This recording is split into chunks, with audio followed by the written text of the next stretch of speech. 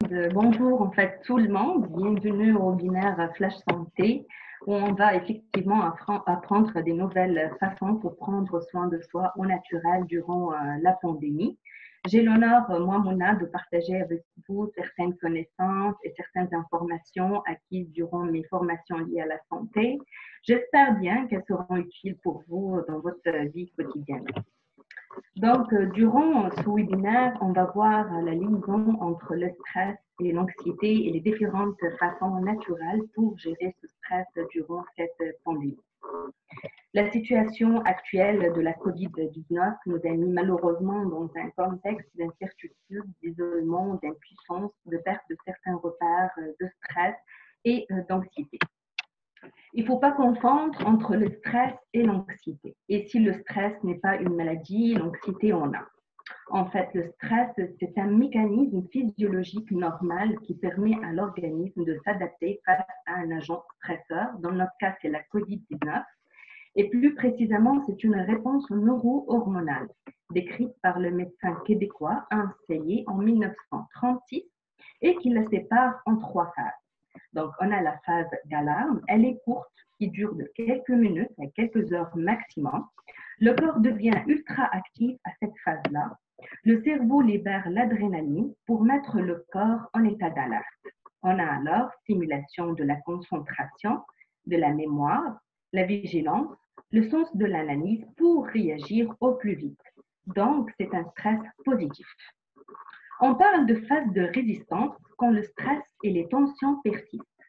Le cerveau va stimuler les glandes surrénales qui va produire de façon constante le cortisol, qui est l'hormone de stress, qui va elle-même entraîner la perturbation de métabolisme et du rythme cardiaque.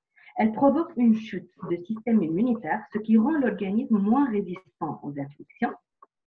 La production d'hormones sexuelles devient reprimée et les hormones thyroïdiennes peuvent grimper. Si le stress a disparu, le corps va retrouver naturellement son équilibre. Par contre, si le stress devient chronique, on va passer à une phase d'épuisement. Le taux excessif d'adrénaline et de cortisol à long terme entraîne des troubles sérieux, comme des maladies inflammatoires telles que les ulcères gastriques, des maladies auto-immunes comme la psoriasis, la dépression, des troubles de la mémoire, etc. Et cette phase est à éviter absolument.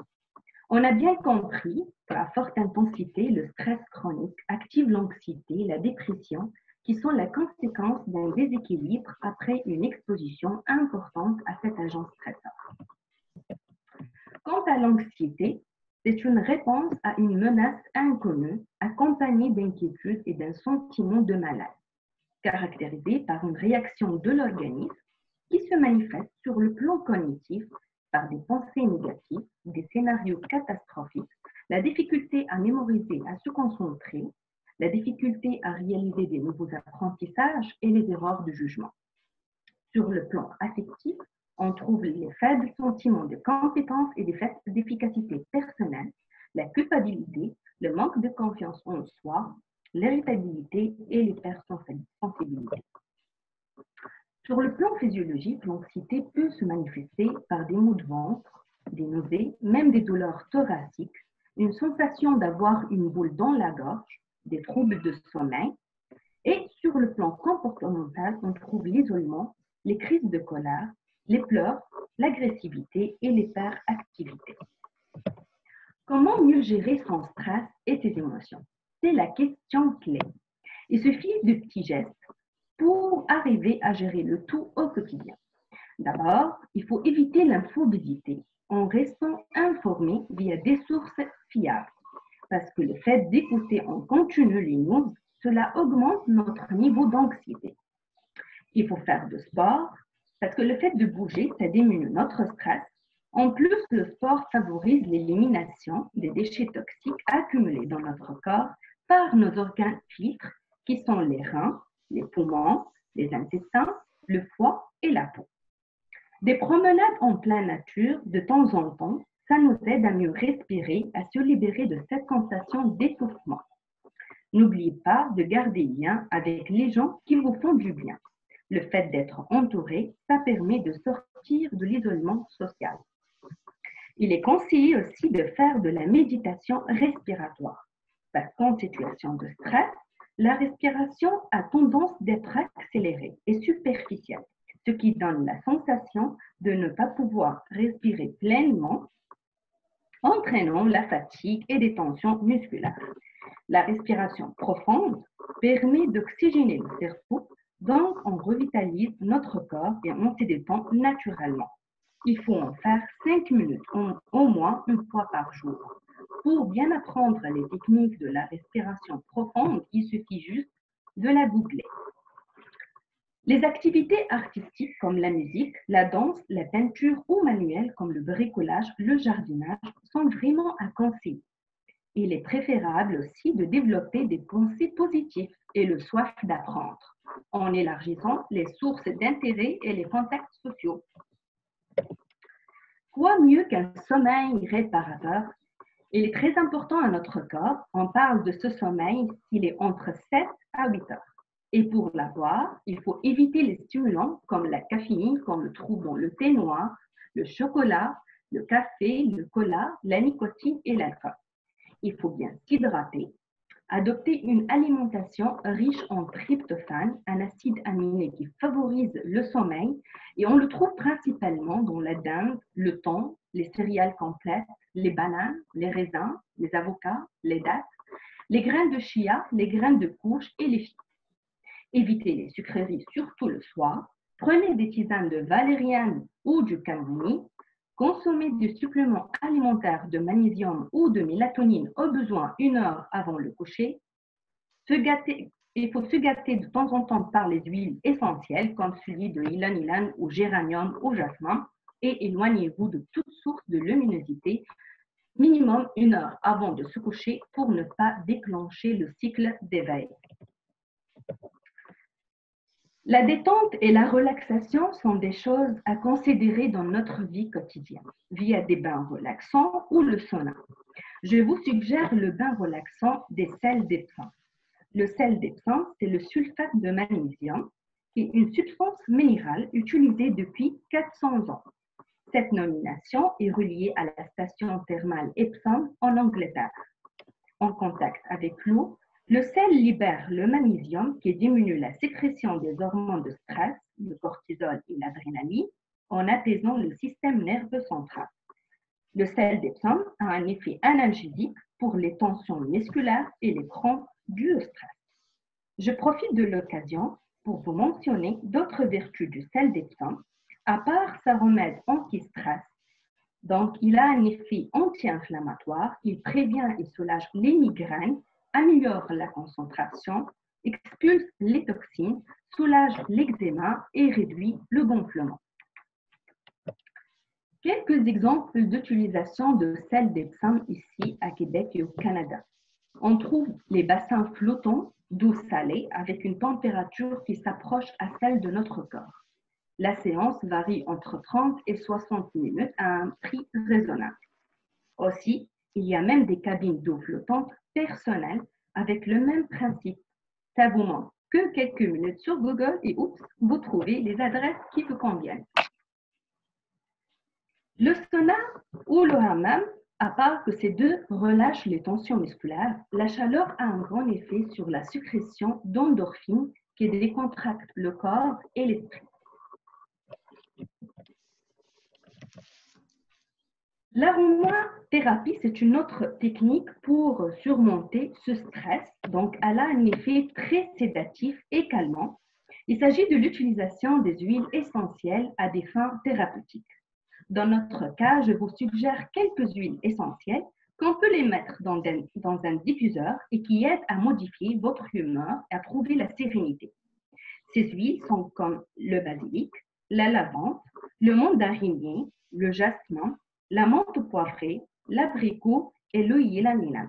Elles peuvent être employées seules ou en combinaison.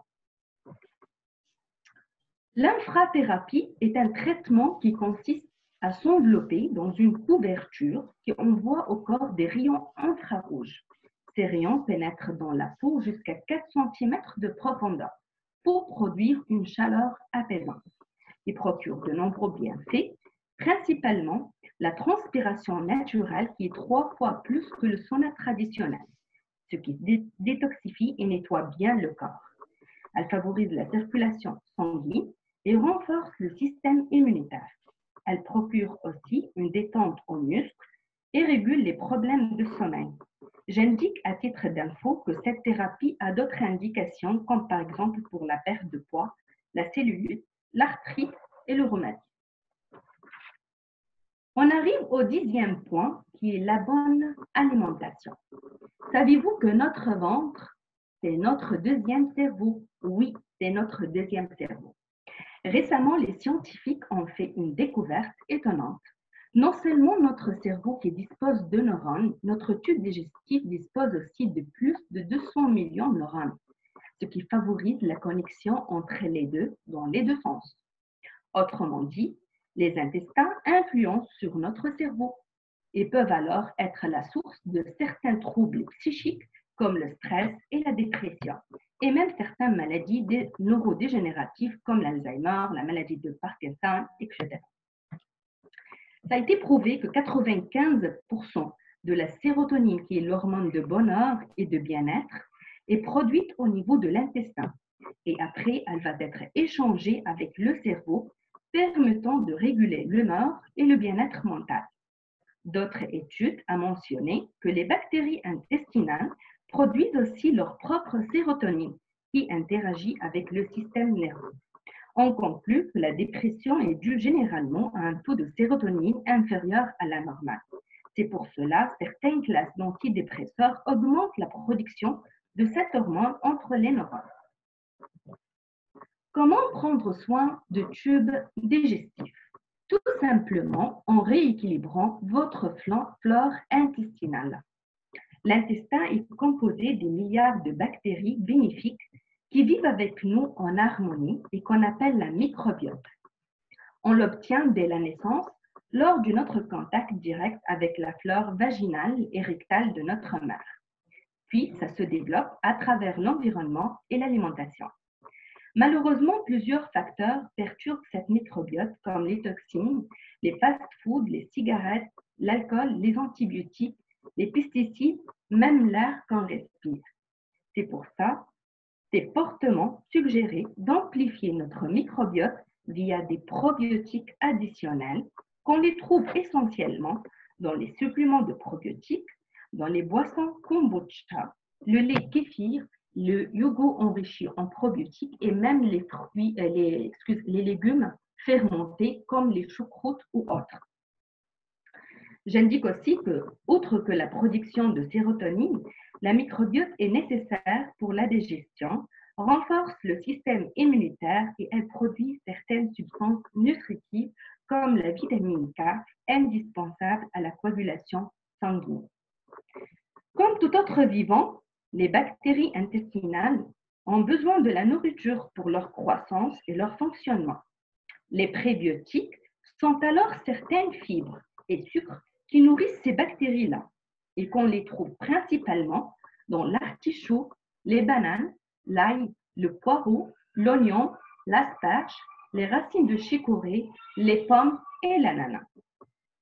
Je vous suggère aussi d'éviter tous les aliments transformés et de manger le plus naturel possible et de consommer aussi des noix de toute variété parce qu'elles contiennent l'acide aminé glutamine qui est nécessaire pour la protection de notre paroi intestinale. Et puisque ce qu'on mange modifie notre microbiote, il faut faire attention au mode de cuisson. Privilégiez les aliments cuits doucement. D'abord, pour réserver les vitamines et les fibres. En plus, ça nous évite la réaction de Maillard, qui est une réaction chimique entre les protéines et les sucres chauffés à une haute température et qui donne un aspect caramélisé et brunâtre aux aliments. L'acrylamide est le principal produit de cette réaction. Il est considéré par l'OMS comme probablement cancérigène chez l'humain. Vrai que cette réaction chimique est à l'origine du développement des arômes et des saveurs appétissantes à nos plats, mais il faut vraiment l'éviter au maximum. Donc, la cuisson douce à la vapeur, au four doux et au bain-marie sont les plus adaptés. Ce graphique illustre les différents niveaux de dégradation des aliments. Plus la température augmente, plus les éléments nutritifs disparaissent et des molécules dangereuses, même mutagènes, apparaissent. Manger des algues pour notre santé mentale. Les algues, appelées aussi les légumes de mer, concentrent toute la richesse de l'océan. On distingue les macroalgues, qu'on les voit à l'œil nu, comme la laitue de mer, les algues rouges et les algues brunes, ou les microalgues, comme la spiruline, qui sont microscopiques et elle est utilisée sous forme de complément alimentaire. Leur richesse en caroténoïdes, flavonoïdes, en oligo-éléments, en protéines et en minéraux permet de reminéraliser notre organisme. Également, les algues contiennent des oméga 3 et 6, des fibres qui améliorent la santé gastro-intestinale.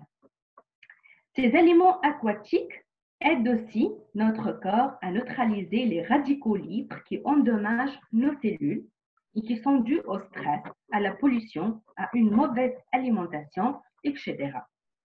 Donc, sous forme de poudre, les algues peuvent être incorporées à nos soupes, à nos smoothies ou saupoudrées sur une salade ou une omelette. Voilà, il y a différentes façons simples d'en consommer régulièrement. Par contre, les algues ont des contre-indications pour certains qui ont des problèmes de santé. Donc, n'hésitez pas à demander l'avis de votre médecin ou pharmacien avant de les consommer de façon régulière. L'accumulation de stress perturbe notre organisme. C'est pour ça qu'il est nécessaire de le booster. La détoxification alimentaire vient alors apporter cette aide au système organique pour accomplir ses fonctions nécessaires de purification. Je répète que les reins, les intestins, le foie, les poumons et la peau sont les émonctoires qui filtrent les endotoxines et les exotoxines pour garder l'homéostasie, c'est-à-dire l'équilibre interne de notre corps. Avant de vous proposer une recette d'un jus détox efficace, je vous cite les différentes façons pour stimuler les organes d'élimination. D'abord, favoriser le transit intestinal via les tisanes, les fibres et en pratiquant le sport. Secondo, buvez au moins 1,5 litre d'eau par jour et durant les canicules, c'est recommandé 2 litres par jour. Consommez les aliments alcalinisants pour préserver les reins en bonne santé. Tertio, stimulez les glandes sudoripores de votre peau par les bains chauds ou le sport pour solliciter la transpiration, donc l'élimination des déchets. Ensuite, soutenez vos poumons par des exercices de respiration et l'arrêt de tabac si c'est le cas. Le thym et le romarin sont aussi bénéfiques pour la santé des poumons. Et finalement, protégez votre foie précieux en limitant donc les gras, les sucreries et adoptez le pamplemousse et le radis noir dans vos plats. Ce sont des excellents draineurs pour le foie. Je vous propose mon jus détox qu'on peut le consommer une fois par jour et qu'on le mélange avec une quantité d'eau selon la viscosité souhaitée. J'indique qu'il est préférable d'utiliser tous ces ingrédients pour le meilleur effet, sinon on peut choisir 3 à 4 ingrédients. Notre jus détox contient 2 citrons. Cet agrume contient de l'acide citrique qui aide à produire les sécrétions digestives. Il encourage les mouvements de l'intestin, ce qui permet de nettoyer le côlon. Il aide aussi à relancer la fonction des reins. Le deuxième ingrédient, c'est le concombre qui prévient la rétention d'eau. Il contient du potassium, de vitamine C qui est un antioxydant et du magnésium. En plus, le concombre est un bon alcalinisant. On rajoute aussi une pomme et demie qui contient de la pectine et de cellulose qui aide au bon fonctionnement des intestins. La pomme est riche aussi en calcium, en fer, en potassium et en phosphore, des minéraux qui combattent l'acidité. 2 feuilles de chou frisé ou chou cal procurent un grand effet antioxydant et anti-inflammatoire, vu les 45 flavonoïdes à peu près qu'il en contient. Il est bon aussi pour le foie. On additionne aussi de tiges de céleri qui a un pouvoir alcalinisant sur le corps et stimulant pour les reins. Deux feuilles d'épinard peuvent renforcer aussi l'effet antioxydant grâce au glutathion. Et on aromatise par une demi-cuillère à café de cannelle. N'oubliez pas son effet pour la régénération cellulaire. L'ajout des probiotiques est optionnel et ça va multiplier les biens de ce jus détox. Voilà, on a entamé le webinaire. Je vous remercie pour votre présence et j'espère que ces infos seront vraiment utiles pour vous. Merci.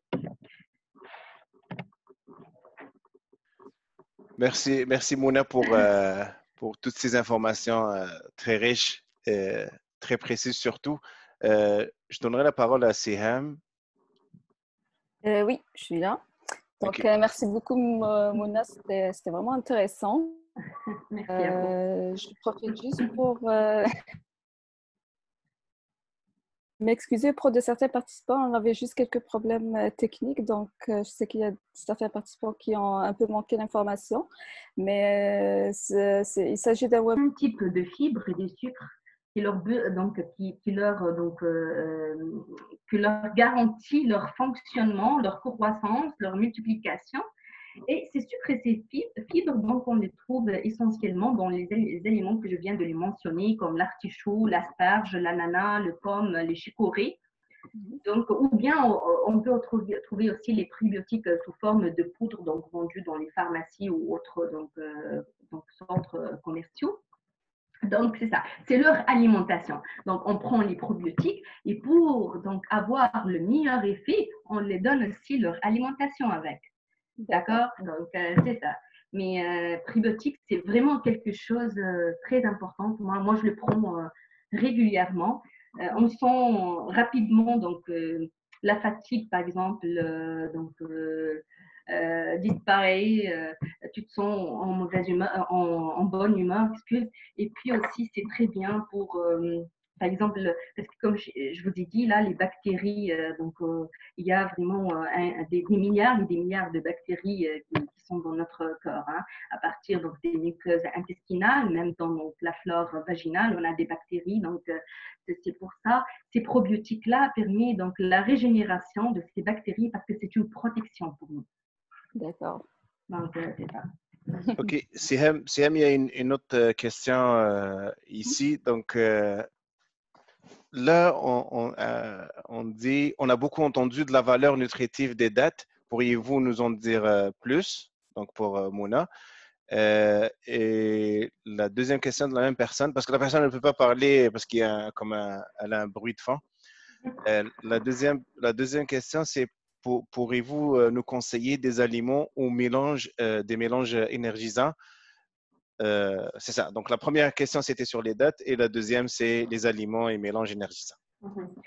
C'est connu depuis unième siècle là, que les dattes, c'est quelque chose de formidable pour notre corps parce que c'est comme si c'est on peut le considérer un fruit complet. D'accord. Et puis, donc, il contient les glucides qui sont nécessaires qui donnent l'énergie pour notre cerveau.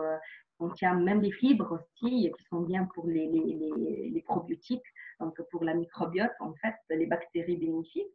Donc, il contient des vitamines, des minéraux essentiels. Je suggère fortement donc, de prendre des dattes, mais il faut toujours prendre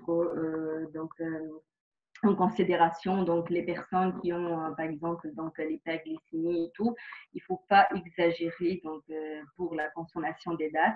Donc on doit se limiter donc 2 dattes par jour. Mais c'est quelque chose. Moi je trouve parfois là on se sent, je pense, vous le sentez vous aussi. Donc quand on mange une date là, ça nous prend beaucoup de temps pour qu'on on va sentir donc le faim. Donc, c'est juste pour vous dire que c'est quelque chose de complet pour notre corps. Et pour donc tout ce qui est les aliments énergisants, d'abord, il faut boire de l'eau. L'eau, j'ai dit toujours l'eau, l'hydratation, surtout avec l'été, là, parce que les cellules, notre cerveau, tout, il a besoin. Donc, les fonctions cellulaires, en fait, le transport d'oxygène, des nutriments, tout, ça marche avec l'eau dans les réactions osmotiques et d'autres réactions. Sinon, des aliments énergisants, ben, il n'y a pas mieux que les fruits et les légumes, surtout à l'état cru. Donc, il faut vraiment adopter ce type d'alimentation. Sinon, on peut faire des smoothies complets avec les fruits rouges qui sont très riches en antioxydants, avec des graines oléagineuses comme les amandes, les noisettes. On peut faire, par exemple, un bon smoothie le matin. Donc, ça va vraiment nous procurer une très, très grande énergie à long terme. Donc, c'est ça. Merci, Mouna. Je donne la parole à Yamina pour poser sa question. Oui, bonjour. Rebonjour. Bonjour. Ben, merci, Mouna. La présentation super intéressante. Moi, j'aurais une question. Vous avez parlé du cocktail, là, du jus de désintox où on met plus différentes choses, le citron, le céleri, etc. Est-ce que c'est à tous les jours de manière continue ou ça pourrait être des cures de désintox?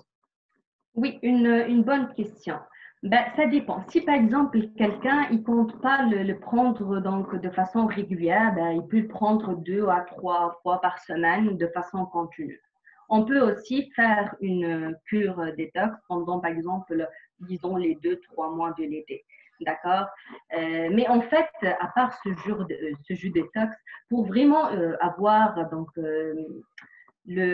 comment dirais-je l'effet maximal de cette détoxification, normalement il est accompagné avec donc un plan que, par exemple, le nutritionniste ou naturopathe qui peut l'indiquer, parce qu'un plan de jeûne, donc c'est comme un jeûne, donc 16 heures à jeûne, puis on reprend avec le jus détox. Ça facilite vraiment la détoxification à 100%. Mais je sais que c'est pas facile avec l'été et tout. Donc, déjà, le fait que le prendre une fois par jour, chaque jour, déjà, c'est bien. Très bien. J'aurais une question. Est-ce que je peux me permettre? Oui, bien. Je parle des personnes âgées. Les personnes âgées ont tendance à perdre, comment dirais-je, la sensation de soif. Les personnes âgées oublient de s'hydrater. C'est pour cela qu'on a des cas de déshydratation. Comment on peut leur conseiller de bien s'hydrater ou quel est le moyen pour les inciter à s'hydrater? Est-ce qu'on rajoute quelque chose dans l'eau? Parce que l'eau, d'après certaines personnes, nous disent qu'elles n'ont le goût n'a aucun goût pour elles. Je sais pas, comment on peut les inciter à s'hydrater? Parce qu'on le voit par exemple, si je parle des CHSLD, et je parle de cet exemple-là parce que j'en ai vu quelques personnes qui s'oublient et qui ne s'hydratent pas. Oui. D'abord, il faut donc se dire que donc il y a différentes sources d'eau, hein, pas seulement l'eau qu'on le voit. Donc on le trouve dans différentes fruits. Par exemple, le melon d'eau. Il y a les courgettes, les tomates sont pleins d'eau. Le concombre, 97% d'eau le concombre. Donc il y a différents légumes et fruits qui contiennent de l'eau. Donc ça va leur aider. Ils peuvent faire les smoothies, les jus et ils prennent les eaux aromatisées aussi. C'est très important, ça donne le goût et puis ça leur sollicite à boire plus. Donc, on peut mettre une bouteille d'eau la veille avec quelques framboises, avec donc une tranche de gingembre, orange, donc le goût donc souhaité. Et puis, donc, ils le préparent dès la veille, puis le matin, ils peuvent le boire donc, tranquillement. En plus, il y a des applications dans les cellulaires qui sont gratuites et qui nous aident, donc, qui donnent comme des signaux là pour boire de l'eau. Donc, ils peuvent l'utiliser. Donc, ça aide beaucoup, ces applications-là. Ils sont gratuites en plus. sur le cellulaire, oui. Merci, Mona. C'est bien. Mourad, la parole est à toi. Salam alaikum. Salam. Merci pour la présentation, elle est vraiment très riche. J'ai deux questions. La première, c'est qu'est-ce qu'il y a des suppléments d'informations là on peut, par exemple, des liens ou quelque chose pour qu'on puisse aller enrichir un petit peu la présentation et avoir plus de détails. Deuxième question, qui est la question réellement, c'est qu'avec ce qu'on est en train de manger maintenant, si je prends par exemple le jus détoxicant ou quelque chose comme ça, la valeur nutritive de ce qu'on est en train d'acheter, on ne sait pas réellement qu'est-ce qu'on est en train de manger, ce qu'on est en train de mettre sur nos tables. Est-ce qu'on peut vraiment dire que c'est efficace ou c'est quelque chose qu'avec le minimum qui existe dans ce qu'on achète, devrait faire l'affaire? OK. Donc, je vais répondre à la première question, qui sont donc les suppléments d'information. Il y a plusieurs sources. Moi, je vous suggère, par exemple, pour vos passeports santé. Donc, vous pouvez entrer, toujours y mettre des articles et des choses intéressantes. Vous pouvez mettre, même, rechercher selon les articles souhaités. Vraiment, vous pouvez chercher directement. Concernant les jus qui sont vendus, sont commercialisés, moi j'ai dit c'est une solution pour vraiment quelqu'un qui aime pas boire. Je dis ça mieux que rien. Mais ça n'empêche, moi vraiment je conseille pas fortement les jus commercialisés, à moins que ce soit vraiment naturel, sans additifs, sans conservateurs. Parce que nos organes, quand même, à un certain moment, on mange pratiquement chaque jour des choses qui contiennent du gras, qui contiennent des additifs, des conservateurs. On prépare nos repas avec des choses comme, par exemple, les tomates concentrées qui contiennent des additifs, parfois des colorants et tout. Les organes émonctoires, comme je viens de dire, principalement le foie, les reins, sont vraiment épuisés.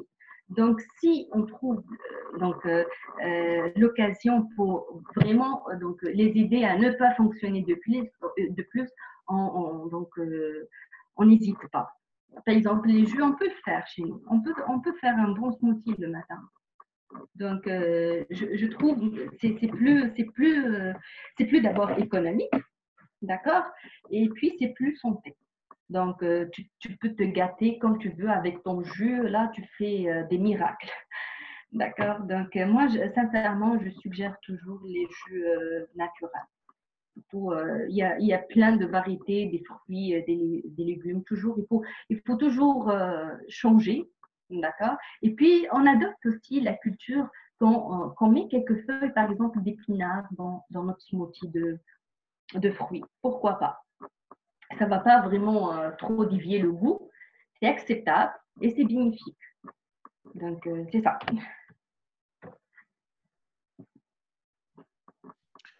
Mourad, est-ce que c'est correct pour toi? As-tu d'autres questions?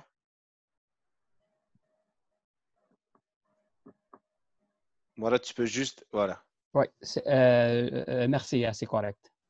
Bien. OK. Yamina va reposer une autre question. Donc, vas-y, Yamina. Oui. Alors, vous avez parlé des légumes, des fruits frais, mais est-ce que on sait que nos légumes et les fruits peuvent contenir comment on appelle ça, des additifs, des pesticides. Des pesticides? Des pesticides, exact, oui. Est-ce que vous préconisez les légumes et les fruits bio ou là, on va acheter ce qu'on trouve dans le marché?